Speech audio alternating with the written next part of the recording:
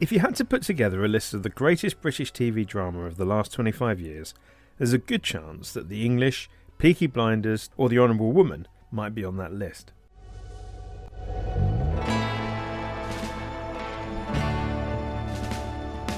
Maybe you'd include Ripper Street, Fat Friends, Playing the Field, or Secret Diary of a Call Girl. So it's a testament to Greg Brenman's career that all of these shows bear his imprint as a producer.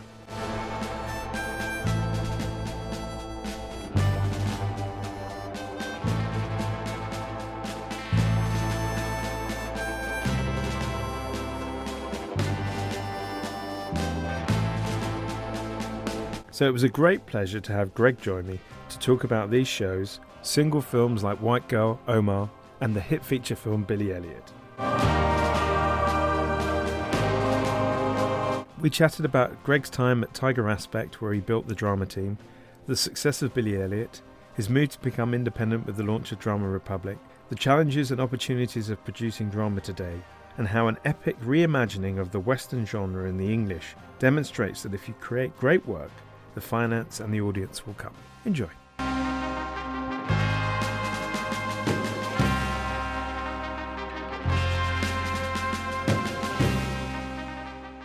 Hi, Greg. Welcome to the pod. Hi, Danny. How are you? I'm very good, thank you. Thank you for joining. I always like to start with a fun question, and we'll talk a bit more about the influence of the theatre on your working life and drama in general. But it seemed like an interesting place to start. So my question to you is this: if you came across the playwright Shakespeare, who was now writing in the modern day and had this fantastic body of work behind him, which of his plays would you want to adapt for TV? I think I would go for King Lear. I know it's been done a load, but the reason it's been done so often, I feel, is because it's so rich. It's about so much. It's about sibling rivalry. It's about a man, a patriarch, learning when to move on, how to move on, struggling how to move on. And it really explores and exposes and illustrates a wonderfully dysfunctional family. And I relate in many ways to these sort of rather sprawling, complex families and the kind of some of the issues that lurk therein. I find it fascinating as a watch, and I guess a degree of sort of empathy and understanding. Not that I came from such a terrible childhood myself, but it makes for quite interesting drama. Great choice, and a good way actually of segueing into how you started out. And I suppose a good place to start is, were you a big fan of TV when you were growing up, and how did that then evolve into becoming a young producer in the TV business? I loved watching TV as a kid. I remember, I think some of the best memories were when you were sort of off school ill and you got to watch these black and white gangster movies starring James Cagney and Humphrey Bogart in movies like White Heat and Angels with Dirty Faces, Maltese Falcon. I just really enjoyed being transported into those worlds and those charismatic actors. I love the sitcoms of the 70s, like Steptoe and Son and Till Death Us Do Part, the kind of the rawness, the edge, the dysfunctionality, the humor, again, being taken into worlds that I wasn't from, but seeing these families loving each other and warring with each other really spoke to me. And I was also fortunate enough, my dad was a psychoanalyst and my mother is an artist. And I've always felt that somehow the fusion of their interests is sort of at the heart of what I do. And we went to a lot of theatre. I was really lucky, in the 70s and 80s to see, a young Stephen Burkoff putting on remarkable productions like East, which were just amazing. And he did an adaptation of Metamorphosis starring a newcomer actor called Tim Roth. I remember going to one of the very first performances of Mike Leigh's Abigail's Party with Alison Steadman at the Hampstead Theatre Club, and just seeing some fantastic shows. And I'm sure a lot of that rubbed off, and that sort of enjoyment of narrative and spectacle, the image and the psychology of the drama, I think, is at the heart of what I love doing.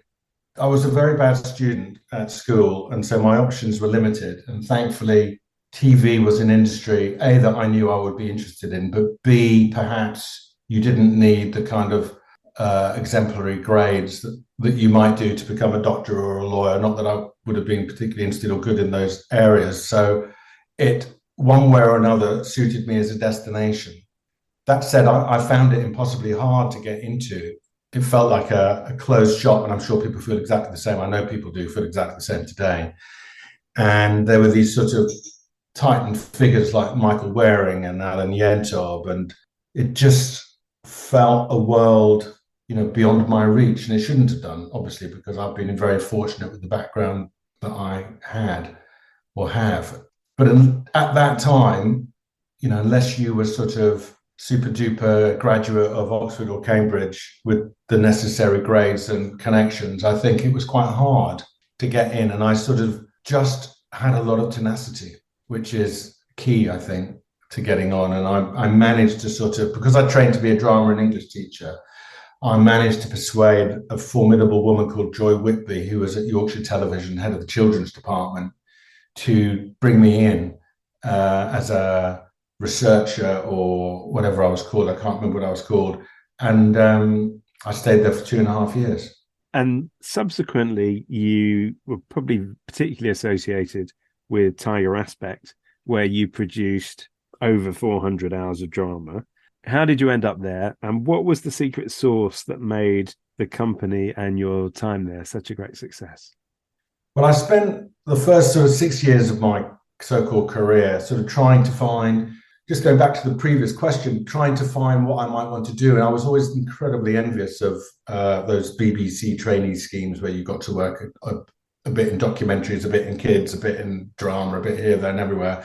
And that's what I did, and for myself. So I did 2.5 years, in the kids department at Yorkshire. Then I went on and I worked on Through the Keyhole, the first of a series of Through the Keyhole. But actually, I found it incredibly helpful. I worked on a country and western series for Channel 4 and Hank Wangford, which again was really, really interesting. And then I got a job at Tiger, as it was then known, before it became Tiger Aspect. It hadn't merged with Aspect.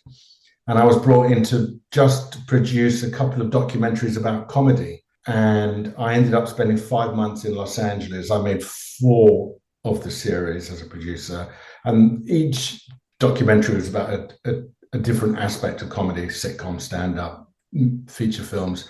And I realized actually that I felt very uncomfortable with some of the necessary manipulation that you do in documentaries, given that you were dealing with real life people. And I felt very envious of what they were doing, as in the make-believe. And it was at that point that the light bulb went, and I sort of also kicked myself going, why has it taken you such a long time to realize that, of course, what you always wanted to do was drama? And I said to Tiger Aspect at the time, or Tiger, who was run by Charles Brand and Peter Bennett-Jones, how would they feel about backing me for a couple of years to set up a drama department? And thankfully they said yes, which was a huge gamble. I hadn't really got any pedigree in drama, but I was tenacious and hugely ambitious, and was very fortunate to meet a woman called Kay Mellor, who became probably, for the first 2/3 of my career, the single most important person. I came up with an idea based on a book proposal for a non-fiction book called I Lost My Heart to the Doncaster Bells by a journalist called Pete Davis, in which he was going to spend a year with the Doncaster Bells, which was the then top female soccer team. And I got approached by the publisher saying, did I think it would make a good documentary? And I said, no, I think it would make a brilliant drama series. At the time, I thought, great. I bought the rights, but I didn't really know much about writers. And I spoke to a lot of people, and someone said, oh, well, there's this TV series called Band of Gold that hasn't come out yet for ITV. And, apparently the writer is pretty good. She's called Kay Mellor, but she's pretty inexperienced. And I got in touch with her, and she thankfully said, yeah, I love the idea of a gang of women in a non-domestic arena. And I can tell all of these stories that I've been bursting to tell, not least about herself and her friends and relationships. And so the football team became the kind of the holding vehicle for all these fantastic stories. And we made 5 series of it. We also made 5 series of a subsequent show that she came up with called Fat Friends, which was very successful on ITV. And those 10 series became the backbone of the drama department and allowed me to, I never really had an idea to set up a drama department. I really just wanted to kind of create, my first ambition was just to create a show that wasn't terrible and then create a series that might come back. And it was just me and Roanna Ben at the time, who I'm still with. And we had met Kay because after I had got in touch with her to see if she wanted to play in the field, she said, well, I'd love to do that, but I'm also doing Jane Eyre for ITV. Do you want to produce it? And I went to Tiger and I said, would you give me a 6-month sort of sabbatical to go and do that? It'd be great flying hours for me to learn a bit more about producing drama. And they said yes. And we cast Kieran Hines as Rochester and Samantha Morton as Jane Eyre. And it was like amazing. So that was a very fantastic new contact and super important. It just gave us the stability. It was a great show, those shows, Playing the Field and Fat Friends. And we then worked with, Abby Morgan. We did her first 3 shows, I think, My Fragile Heart and White Girl and Murder. And, she was such a fabulous writer. And we worked with Tony Marchant, who was Tony Grounds, Paul Greengrass. That was a huge highlight to do his sort of film about the Omagh bombing, which was a follow-up from his first film, which was about set in Northern Ireland, Bloody Sunday. And that was, an extraordinary experience. So it's a very diverse slate of programming and others that I had on my list: Robin Hood, Secret Diary of a Call Girl, Ripper Street. Was it a deliberate decision to explore different genres? The values we had then are sort of the values we have today at Drama Republic. Our first sort of rule was we want this to be a place where writers will do their best work. And that means supporting them and challenging them and facilitating their vision. But for us to put that sort of commitment into a project, we need to be passionate about it. And we need to feel that it's worth spending 2 years of your life on, because it takes so much energy, so much commitment, so much, joy and pain along the way, that really that was very important value for us, that unless we were passionate about the material, unless we were enthusiastic about the person or people that we were going to work with for some time, and if we felt excited enough and we could have that relationship where we would feel comfortable that Tiger, or Tiger Aspect as it became, or Drama Republic as we are now, is the place where this writer will be supported to do their best work. It felt those values were really simple and really important to us. And I guess one of the other main highlights was Billy Elliot. So that was a move out of the sort of domain of pure series into feature films. How did that come about, and what was that experience like? Well, we didn't know it was going to be a move into film at the time. And we didn't know that we were one of 4 or 5 companies on a beauty competition. Tessa Ross, who was at the BBC at the time, sent over a young writer called Lee Hall that had just done a couple of theatre shows. And he had 1 sheet of paper, and it was called Dancer. And it was the story that became Billy Elliot. And me and Roanna met with him, and we loved the idea and said, yes, we definitely want to make it. And then he came with us, and then we discovered that he was making a choice. So we were thrilled he came with us in the end. But it took a long time to develop the script, partly because he was really busy on other things. His career was going meteoric at that moment. So getting his sort of focus was difficult because he was really, really busy. And then finally, we went out to try and find a director, and no one wanted to make it. I mean, it's a long, long list of people who said, no, I don't want to do it. I don't want to do it. Oh, I don't think so. And the budget was about 2.3 million quid. It was nothing. And so we ended up having to take a huge risk on a guy who was coming out of the theatre who had done an 8-minute short called 8. And his name was Stephen Daldry. But, he was clearly so connected to the material. He had a relationship with Lee Hall from theatre. He 100% got it. The idea of a sort of academic mentor, as in the Julie Walters character, totally spoke to Stephen, who had his life turned around, I think, by a special teacher at school who really encouraged him. So we very much under the radar, having finally got our budget. I remember we got about 800,000 quid from the BBC and similar from the Arts Council. And I think the rest was a distribution advance. And so we sort of, under everyone's radar, went off up to Durham and that area, Easington, and shot that film. It was a complicated film to shoot because there's so many dance sequences. And of course, because Jamie Bell was so young, we could only work with him so many hours in a day. And, hilarious things like the shorts that fitted him at the beginning of the shoot no longer fitted him at the end because he was going through a growth spurt. And Jamie was fabulous, and he'd never done any ballet dance, but he was a really big tap dance, Northern under 11 or under 13 tap dance champion. So suddenly then the TV single becomes a film. Then we enter it into the Cannes Film Festival, and it gets chosen to close Directors Fortnight, which was apparently a big honor. I had no idea. I'd never been to Cannes Film Festival. And it really was under everyone's radar. And we got to Cannes on the day of the evening screening. There was a press screening, which went very, very well. And then by the time we got to the evening, it was completely sold out.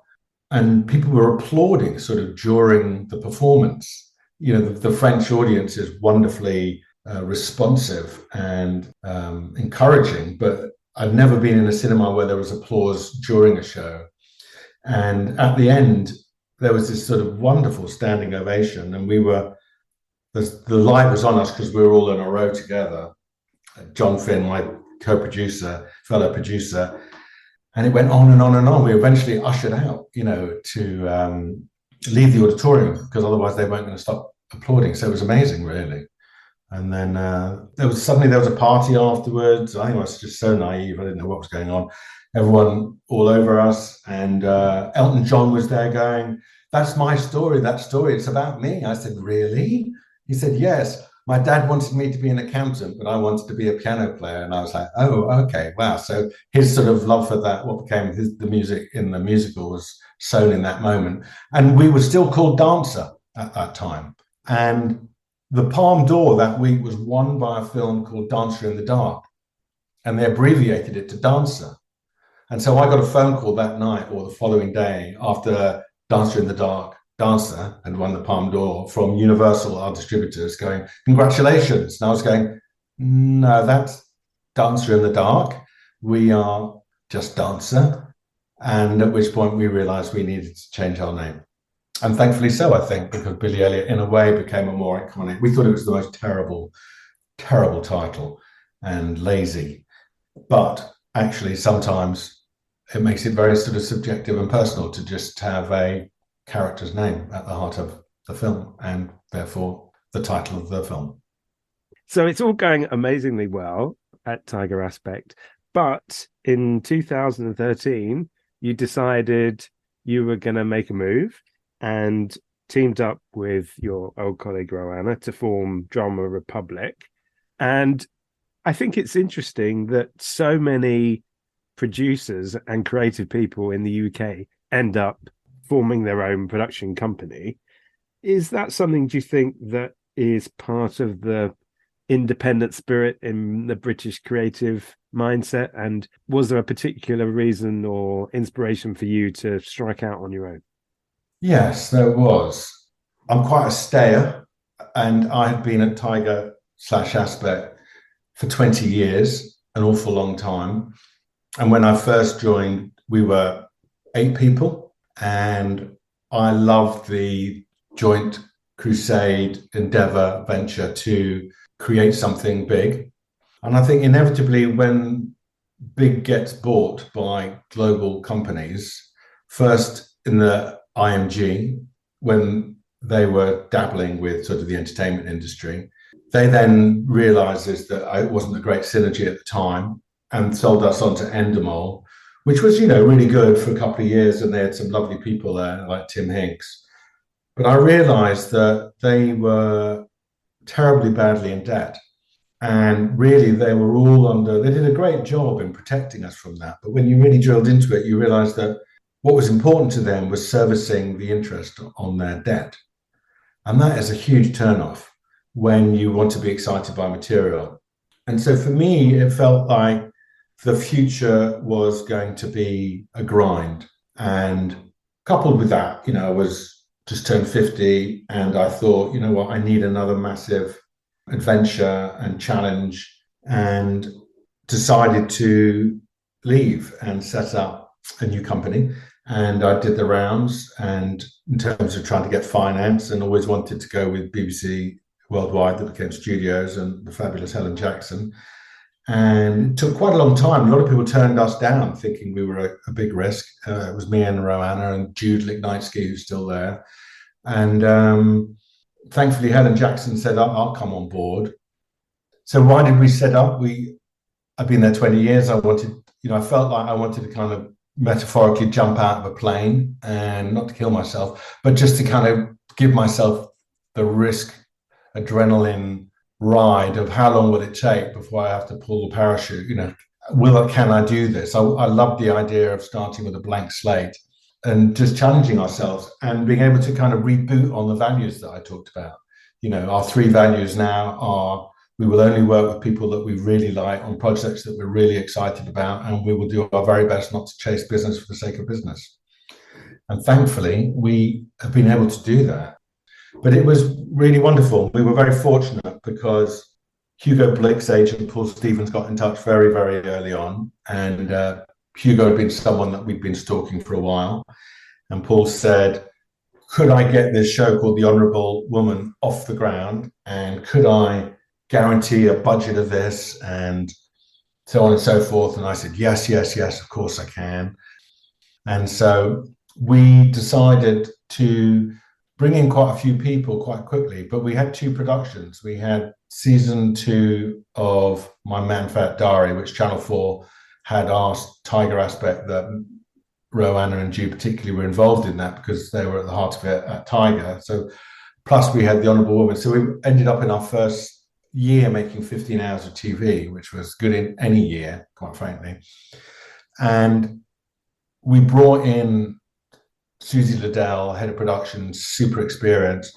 But I was keen that, a bit like John Lewis in a way, that we had a management group or creatives and production, but everyone had equity in the company. So it was quite sort of spread out, because it meant that you could bring people in probably at 2/3 their salary, but they had equity. And it meant you could grow a bigger footprint, roll the dice a bit bigger, because I was also aware that what a lot of indies that I noticed sort of kangarooed, so they'd be really busy in production, but they couldn't do any development because it was all hands on deck. And then they'd be fallow for a year. And I thought, let's roll a bigger dice than that, and let's see if we can grow a bit quicker and do it in a way that's really well supported. And I'm afraid plundered Tiger Aspect. I think there are 5 or 6 Tiger Aspect people at Drama Republic. And our new financial director, Kevin Kahn, I think was employee number 4 at Tiger.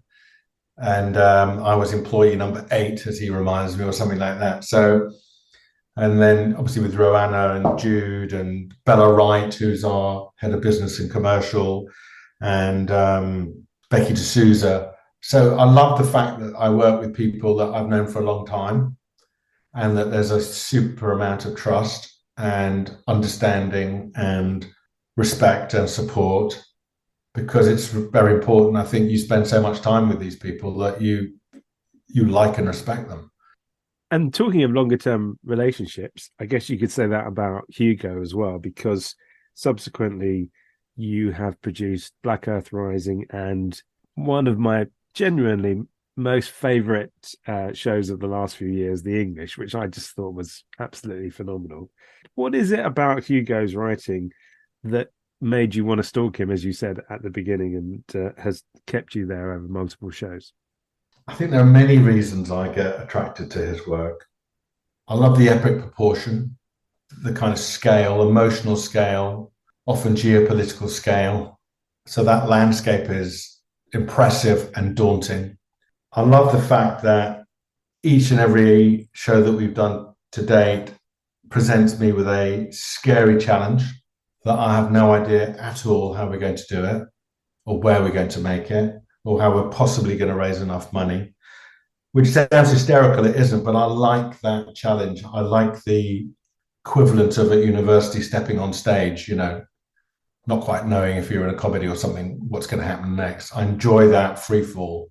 But at the heart of all of his shows, there is a deeply emotional, complicated core that, however large the epic landscape backdrop, there is normally, well, always a wonderful sort of intelligent person, people at the heart of it that you can, if not relate to, empathize with.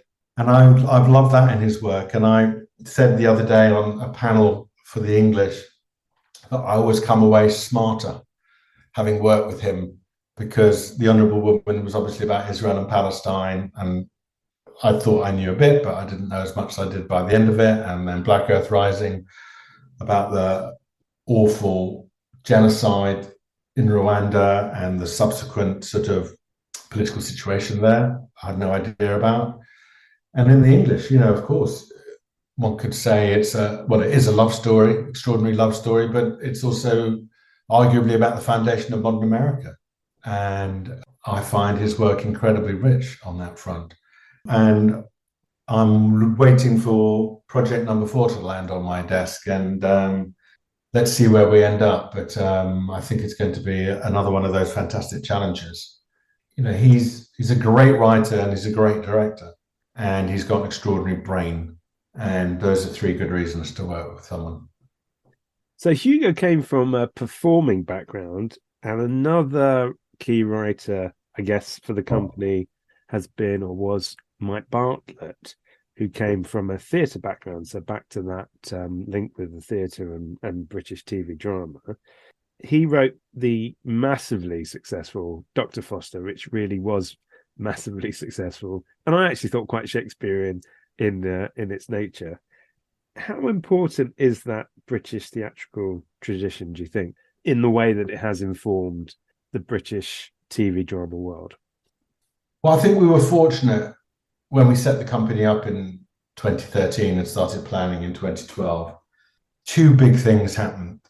One was the tax credit, was really alive and kicking. And I think that allowed us, given that we wanted to position ourselves to do bespoke high-end TV, that suddenly made that all the more possible. And the other thing was, I think, largely because of the beginning of streaming and sequential viewing or binging, I think authorship became very, very important. When we would have all these meetings, people going about authorship. And also you drill into that a little bit, and it means, well, character is really, really important. And of course, theatre is the bedrock of authorship and character, or a bedrock. And it was, to be honest, it was Roanna and Jude who had Mike Bartlett in their crosshairs and had read everything that he'd ever written. And they persuaded him to come into TV and come into Drama Republic. And as you say, deep sort of classical tradition in a way of some of his storytelling. And Medea was really at the heart of Dr. Foster, about to what degree would a mother go in her revenge of portrayal. I think it was sort of going back to what was the footprint for Drama Republic. We had breadth. And so while I was doing The Honourable Woman, Roanna and then Jude, when she arrived, got very involved with Dr. Foster. And it also is probably behind why it looks like we've got such eclectic taste, because when you put us all together, we do. I do a particular thing, they do. It's interesting, you meet commissioners, you go, I thought you guys worked on everything, all of you, the 3 of you, on everything, and we go, well, that would be a really terrible waste of energy. But no, so we don't do that. But we support each other in our singular interests. So they did a remarkable job on that project. And to this day, we hear about versions in, South Korea and France, and I'm going to say Russia. I might not even be one in Russia, but there are about 8 or 9, and then there's an American version being developed at the moment. So it became an extraordinary format. So just having a thought about the general state of the business, multiple buyers, which provides lots of opportunity to sell work, but also that comes with fragmented audiences. Because they're two sides of the same coin, how important for you is it as a producer to get as wide a exposure to the work, knowing that the opportunities to sell may be greater, but the opportunities to find those bigger audiences are somehow perhaps a little harder to find? When you embark on trying to sell a show and then raise the finance for it, I suppose you're dictated by who's going to buy it. And the who's going to buy it then dictates the budget, which then dictates the vision.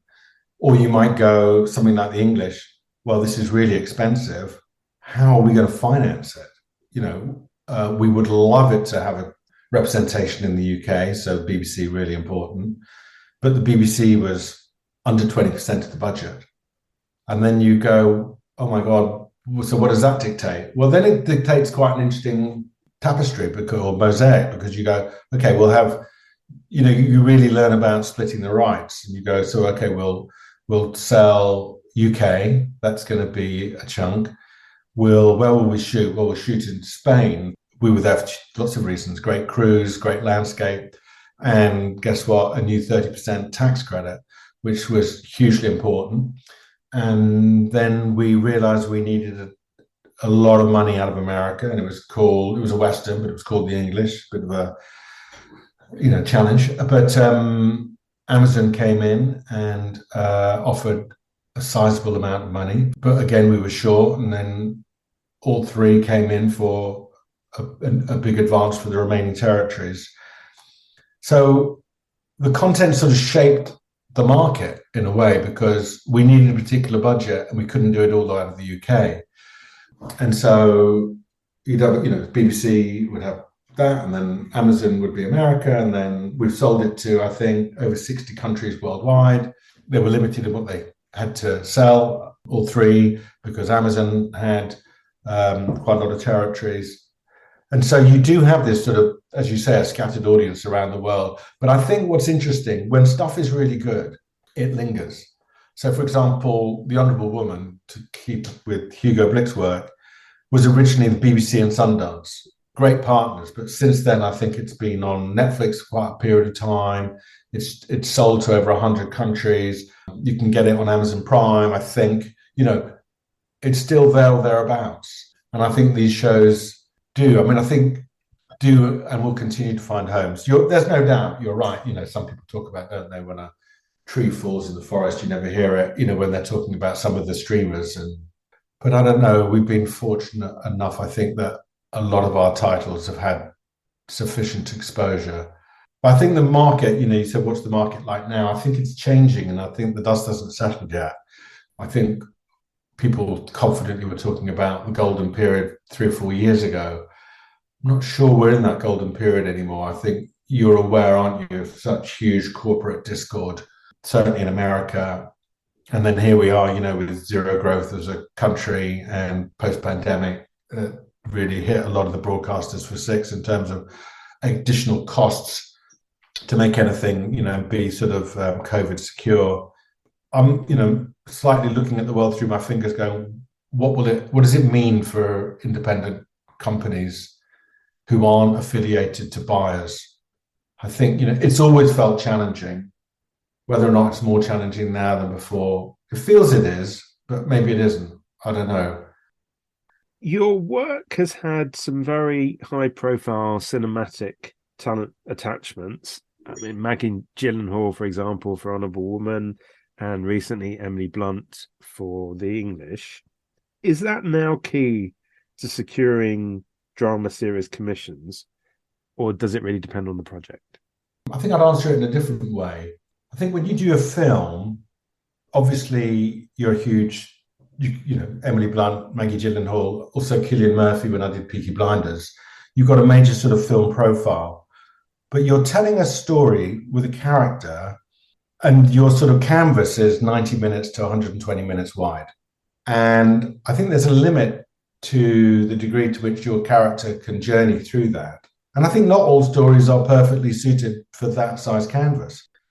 One of the last things I did at Tiger Aspect was a show called Peaky Blinders. And you could go to Cillian Murphy's agent and talk about a 5-season journey, and at worst, a 6-hour journey that was going to take his character from a returning soldier after the First World War to, quite a long way further down the road.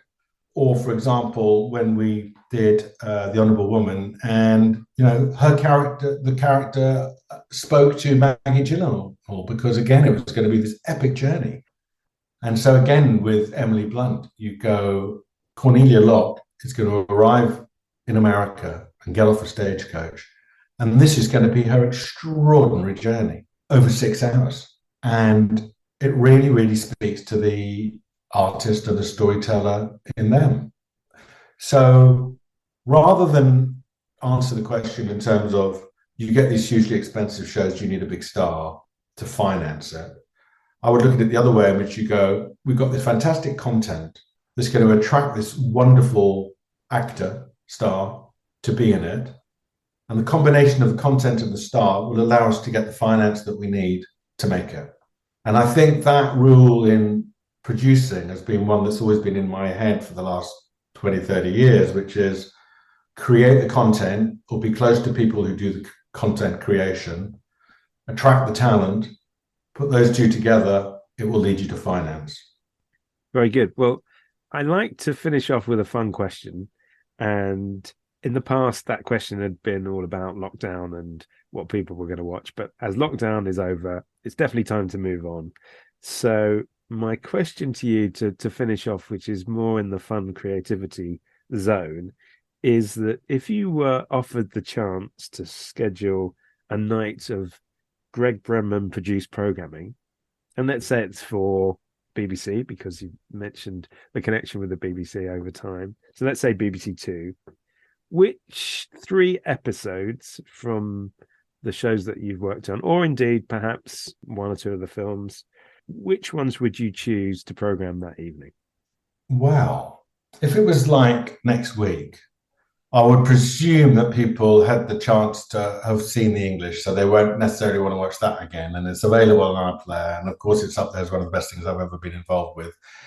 So I wouldn't necessarily mention that just because it's available. And ditto sort of Peaky Blinders. But 3 things I think could do with another airing. And were all really good, I thought, 2 of which won BAFTAs. One was the film produced by Paul Greengrass, written by Guy Hibbett, about the Omagh bombing, which was an extraordinary project to be involved with, working closely with some of the families of the 29 victims. And that was a film that we made for Channel 4. And it was extraordinary to sort of experience start to finish, and real privilege to tell their story. And then I would also choose White Girl, which was one of Abby Morgan's first projects that I mentioned. And I think it's still really interesting to watch and fresh today, and it's got something to say about the world that we live in. And then the other project would be the opening episode of Low Winter Sun, which was then bought by AMC and was made into a US version, but it was the UK version was really good, written by Simon Donald. We developed it before The Shield, and I mention that because the opening premise is 2 cops become the investigating team into a murder that they've committed, and one starts unraveling.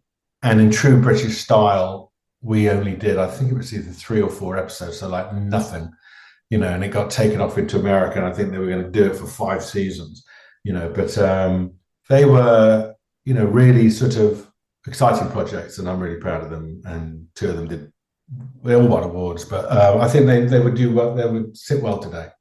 Very good.